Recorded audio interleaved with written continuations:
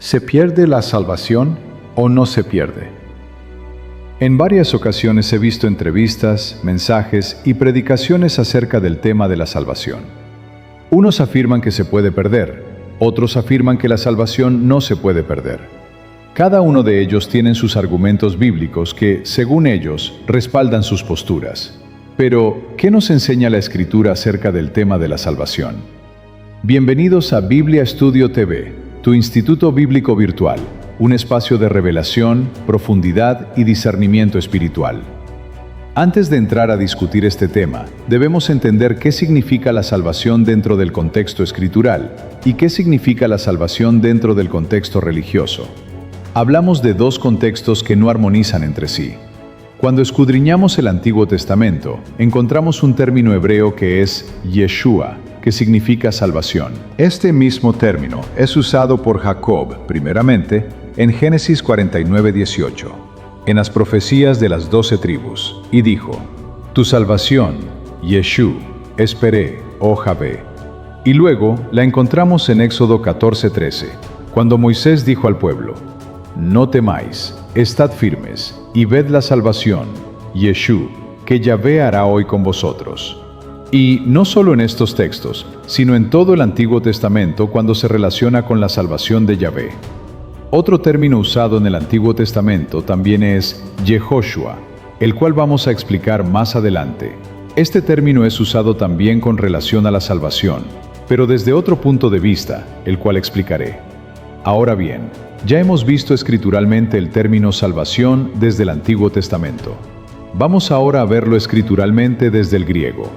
El término griego es sotería, traducido al español como salvación. Sin embargo, existe otro término que fue traducido del hebreo arameo al griego, que nuestros teólogos y eruditos no han considerado en el tema de la salvación, y es Iesous, que en español es llamado Jesús. El tema de que, si la salvación se pierde o no, no es así de fácil interpretarla, ya que es un tema que debemos de interpretarlo dentro del contexto escritural completo. Vamos ahora a buscar el significado de estos términos. Yesous, Yehoshua, Yeshu, azotería. Vamos a tomar los tres términos como punto de partida. Yehoshua, nombre hebreo compuesto por Yeho, forma del nombre divino. Dri, H-W-H. Shua, de la raíz Yasha, salvar, liberar. El significado de Yehoshua es Dri, H-W-H es salvación. Yago-B, salva. Yeshua es la forma abreviada y posterior de Yehoshua, usada en época del Segundo Templo. Este término Yehoshua conserva el sentido de salvación y se convierte en el nombre que, transliterado al griego, será Yesous. Yesous es la forma griega de Yeshua, Yehoshua, que llega al latín como Jesús y al español como Jesús. Yeshua, que suena muy parecido a Yeshua, pero sin acento, no confundamos. Yeshua es un sustantivo hebreo que significa salvación, rescate, liberación, victoria. No es un nombre propio, sino la obra salvadora de Yahweh como acción. Si nos damos cuenta, nada de lo que hasta el momento hemos hablado tiene que ver con el plan de salvación establecido por nuestros teólogos, eruditos, pastores y maestros. La salvación no está ligada a ningún dogma, ningún reglamento, ni a ningún rito religioso. La salvación está ligada a la fe. Luego de tener los significados, vamos ahora a la aplicación de estos términos. Bev, Yeshua. La salvación como acto divino, en un sentido básico, describe rescate de peligro real, liberación de opresión, enemigos, esclavitud, victoria en batalla o conflicto, restauración de una situación rota. Este término es usado Moisés en su narración histórica para revelarnos una verdad dentro del contexto literal, pero que a su vez se esconde una verdad divina, ontológica y espiritual, la cual veremos revelada en el nuevo pacto. Moisés introduce a Yahweh entrando en la historia humana y cambiando la realidad de los hijos de Israel. Esto lo encontramos en Éxodo 14:13, según ya leímos. Vamos ahora a ver esa dimensión espiritual en la narración literal. Aunque el texto narra experiencias concretas, éxodo, liberación de enemigos, restauración de Israel, El término se carga de sentido espiritual. Yeshua es la energía salvadora de Yahweh en movimiento, la irrupción de su poder para abrir camino donde no lo había. Este rescate no habla de ir al cielo, como nos han enseñado. Se trata de ser sacado de la angustia, del estrecho, de la cisterna, del caos, de la esclavitud y colocado en espacio amplio, en liberación y en vida eterna. Esa liberación y vida eterna la empezamos a experimentar en el momento de nuestra liberación, no en un futuro lejano.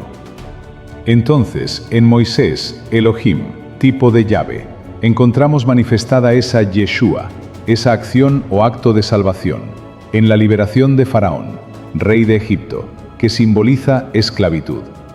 Esa esclavitud, que dentro de la narración literal la vemos en el rescate por Moisés de los hijos de Israel del yugo de Faraón. Esa fue la función de Moisés, liberarlo de la esclavitud bajo el poder de Faraón. Vamos al término Yehoshua, el nombre que declara YHWH es salvación. La composición de este nombre es Yehó, referencia al nombre divino, YHWH. Shua, de la raíz Yasha, salvar, liberar. Por eso, Yehoshua es igual a Yahvé es salvación, Yahvé salva, Yahvé trae liberación. Yehoshua es un nombre teofórico y profético porque lleva el nombre Yahvé dentro. Pero no solo lo lleva, declara una verdad teológica. Yahvé no solo tiene poder, Yahvé es salvación. La identidad de Yahweh incluye el acto de salvar. ¿Dónde encontramos este nombre manifestado? En Oseas, hijo de Nun, al que Moisés le cambia el nombre a Yehoshua. Ahora el nombre se manifiesta en Oseas, hijo de Nun, cuyo nombre marca su misión: conducir al pueblo a la tierra prometida, como instrumento de la salvación histórica de Yahweh, según la narración. Josué era de la tribu de Efraín, el primogénito de Jacob, según la bendición de los hijos de José. Josué, dentro del contexto histórico de la narración, es tipo del Mesías prometido por Moisés, porque de igual manera en la que Josué tiene la misión de conducir al pueblo a la tierra prometida, dentro del contexto literal de la narración, de igual manera, tiene el Mesías la misión de conducirnos a la tierra prometida, pero dentro del contexto espiritual. Entonces, ¿qué estamos viendo en esto? Si usted no se ha percatado, todo el contexto narrativo histórico es prototipo del contexto espiritual bajo el nuevo pacto. Entonces, esta salvación no es algo que depende de nosotros, es algo que depende de Elohim en nosotros. Vamos ahora al nombre Yeshua, la forma abreviada que se vuelve nombre del Mesías. Este nombre tuvo una evolución lingüística. Con el tiempo, en el uso cotidiano y arameo, Yehoshua flecha Yeshua, forma más corta, más coloquial. Esta forma mantiene la raíz de salvación, por tanto, no ha cambiado nada, porque la salvación se mantiene en el nombre. Yeshua se usa como nombre propio en época del Segundo Templo. Sin embargo, vamos a aprender algo de este nombre que nadie nunca ha enseñado. De Yeshua pasó a Yesous. Cuando el nombre pasa al griego, el sistema fonético griego adapta Yeshua como Yesous. De ahí, griego, Yesous, latín, Jesús, español, Jesús. El Nonetope no inventa un nombre nuevo, translitera un nombre hebreo / arameo cargado de sentido, salvación. Vemos que el nombre en griego sostiene el significado de salvación. Vamos ahora a ver a Jesús, la salvación que se va a encarnar. Y agárrate porque ahora es que viene lo bueno.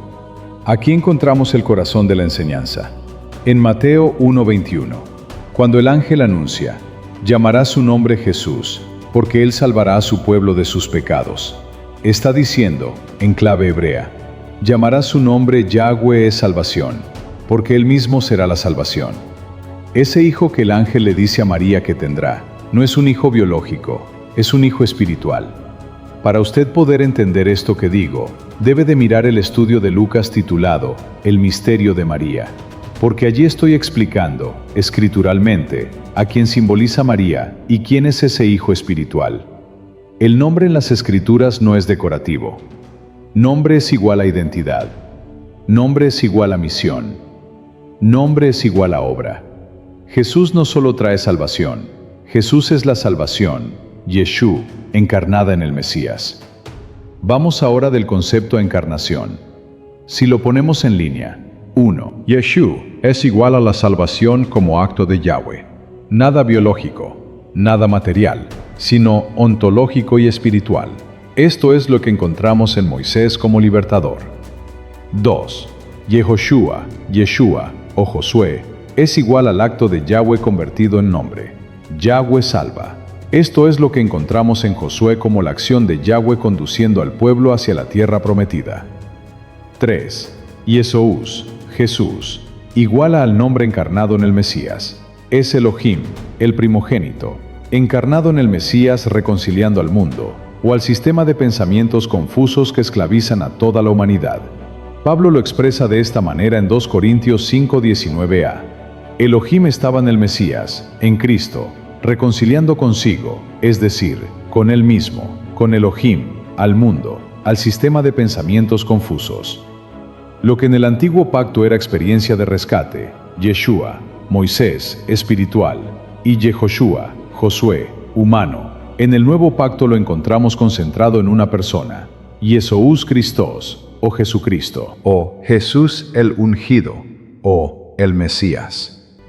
Recordemos que el Mesías, o el ungido, es un hombre ungido que cumple con lo establecido, sacerdote, profeta y rey. El ungimiento de ese hombre es con el nombre, Jesús la salvación, la esencia, la realidad del Espíritu de Yahweh, Elohim, el primogénito de toda creación, operando en ese hombre. Ese nombre, Jesús, es el Hijo del Altísimo, Elohim, es el que hereda el trono de David, su padre. Y ese mismo Jesús, el nombre, es el que reinará sobre la casa de Jacob para siempre.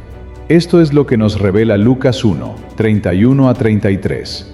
Entonces, si hemos entendido el concepto de la salvación o liberación dentro del contexto escritural, donde se nos enseña que la salvación es una liberación universal del dominio o la esclavitud, como vimos en Éxodo 14:13, realizada por Moisés como principio o arquetipo, vamos ahora a la pregunta.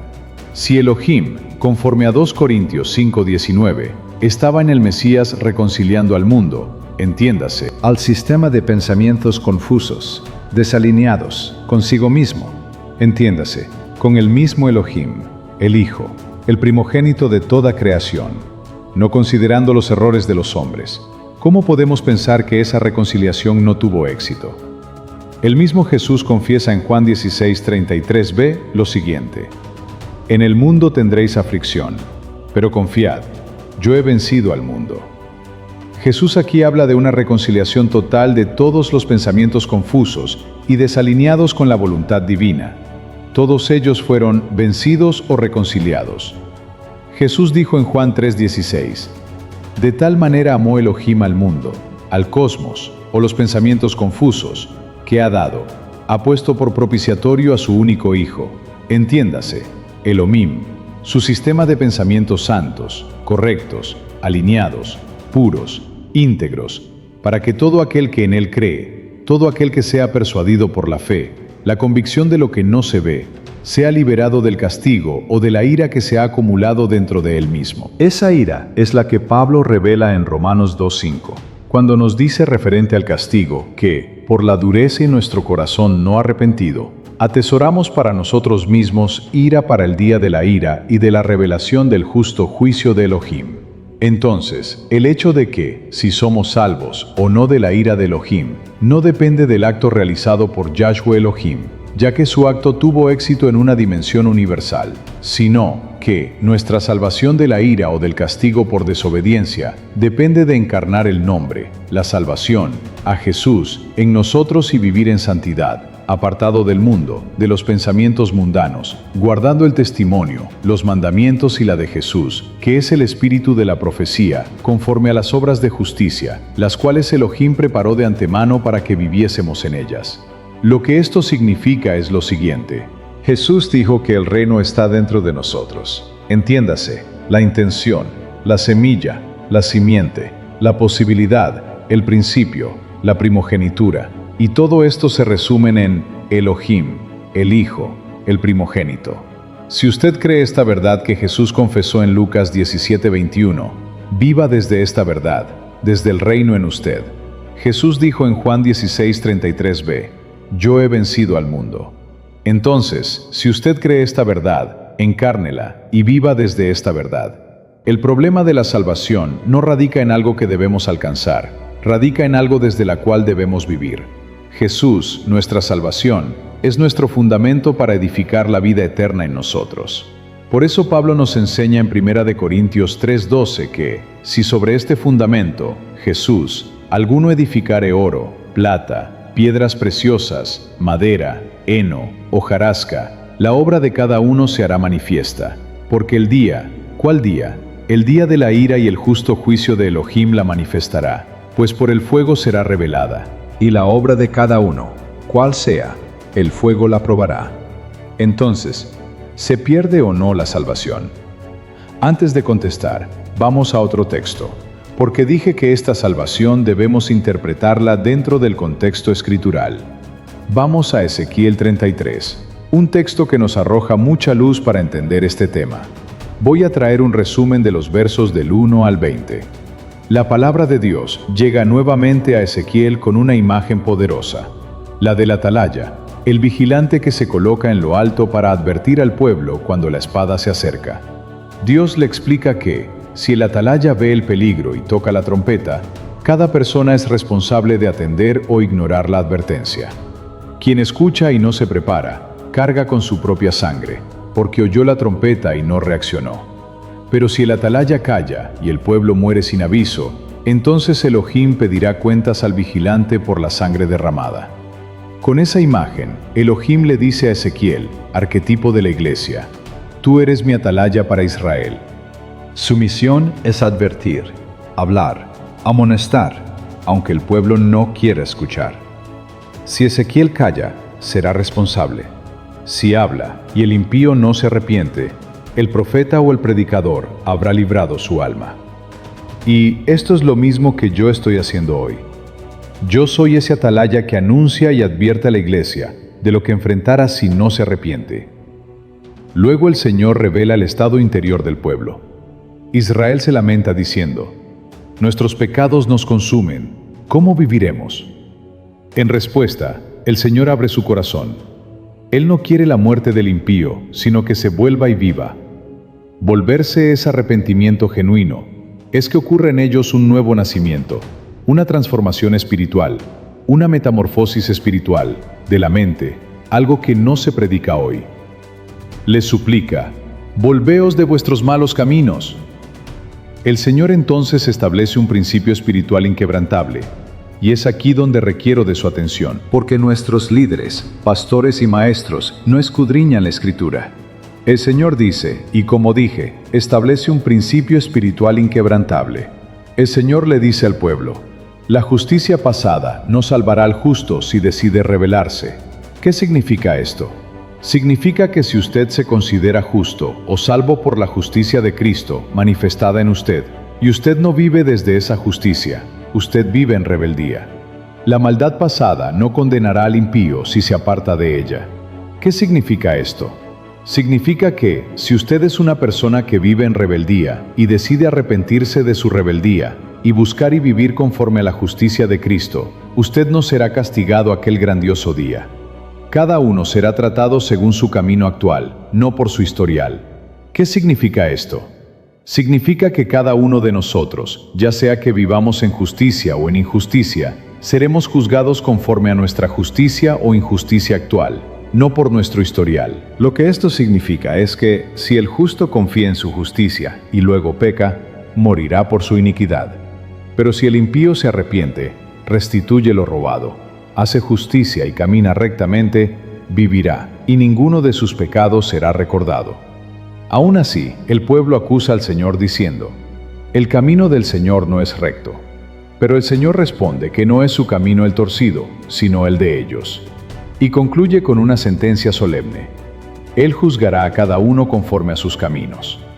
Entonces, de acuerdo con Ezequiel, que es un arquetipo de la iglesia, la salvación no depende del acto de Yahweh, ya que el acto de Yahweh fue perfecto y con alcance universal.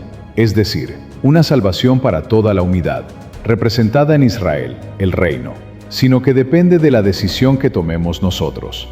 Y usted debe de estarse preguntando, si la salvación tiene un alcance universal para toda la humanidad, ¿cómo es posible que esa salvación dependa de nuestra decisión? Porque ya la salvación o la redención según Yahweh en Isaías 43:1, donde revela que Yahweh dice, así dice Yahweh, creador tuyo, oh Jacob, y formador tuyo, oh Israel, no temas, porque yo te redimí, te puse nombre, mío eres tú. La pregunta es, ¿cree usted en esta verdad que dice Yahweh? Bueno, esa respuesta es suya y personal. Y ahora vamos a la pregunta, y con esto cerramos la enseñanza. ¿La salvación se pierde o no se pierde?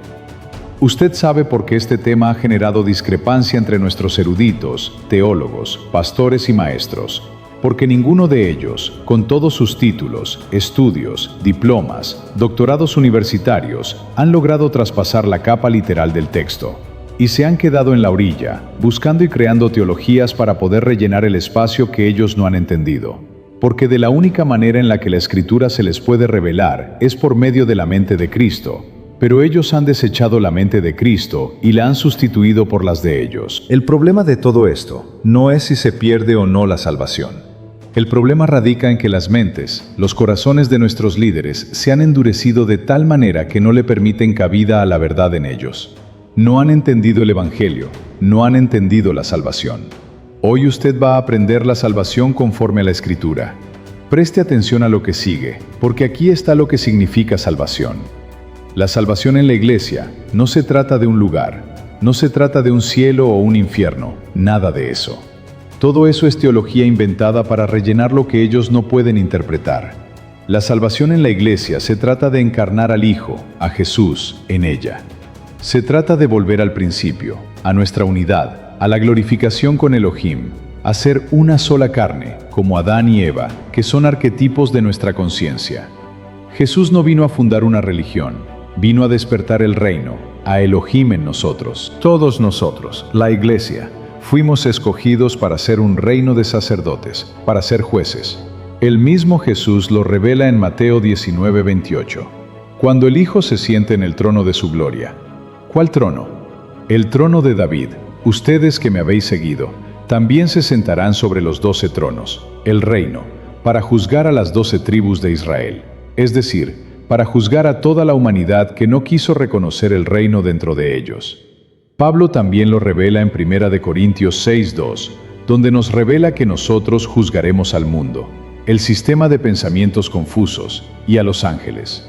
Apocalipsis 20:4 también dice que vio tronos, y se sentaron sobre ellos los que recibieron facultad para juzgar, que, dicho sea de paso, esos son los que serán salvos de la ira. Muchos son los llamados y pocos los escogidos. Y en el Salmo 122.5 nos dice que en Jerusalén, arquetipo de la iglesia, se encuentran las sillas del juicio, los tronos de la casa de David. Todo esto hace referencia a la iglesia, créalo usted o no. Y no solo en estos textos, hay muchos más en el Antiguo Testamento que revelan ese juicio a toda la humanidad por medio del brazo de Yahweh, que es figura del Mesías, ya que nosotros hemos venido a ser el Mesías, porque fuimos ungidos con el Espíritu Santo para que sea Cristo en nosotros la esperanza de gloria. Entonces, y cerramos con esta pregunta, ¿se pierde o no se pierde la salvación? En última instancia, conforme a lo que la Escritura revela en los profetas acerca del reinado universal de Yahweh, de su restauración de toda la humanidad, la salvación no se pierde, porque es un acto divino del Creador. Ahora bien, ese acto divino se concreta al final de los tiempos, cuando todo Israel sea juzgado, castigado, instruido, transformado por medio de la iglesia. Entonces, todo Israel será salvo. Pero lo importante aquí no es si la salvación no se pierde, sino lo importante aquí es que usted sea facultado para juzgar a las 12 tribus de Israel, porque esa es la verdadera salvación. Es el reino que Jesús el Mesías conquistó para usted y para mí. Al final de todo, si usted pierde el reino por rebeldía, usted será procesado, enjuiciado, castigado, y ese castigo producirá en usted un arrepentimiento que lo transformará, y será glorificado con el Padre como en el principio. La pregunta es, ¿en qué manera usted quiere la glorificación o la salvación? por medio de Jesús el Cristo o por medio del juicio. La decisión está en sus manos. Concluimos entonces que si usted no tiene conocimiento escritural referente a la salvación, no puede, en ninguna circunstancia, establecer un plan de salvación como nuestros teólogos erróneamente han creado. La salvación no es algo que obtenemos, es algo desde la cual vivimos. En Biblia Studio TV no enseñamos religión, enseñamos transformación interna, conocimiento que te despierta tu espíritu y verdad que transforma tu conciencia. El Señor te bendiga rica y abundantemente.